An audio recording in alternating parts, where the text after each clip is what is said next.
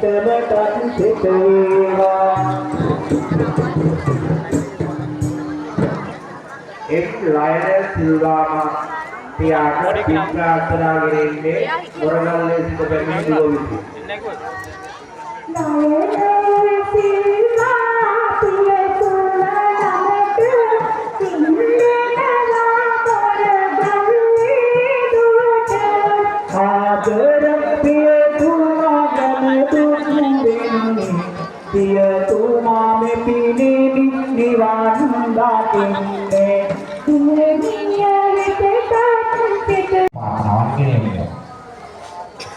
Samodi angke satu tim mahagina inne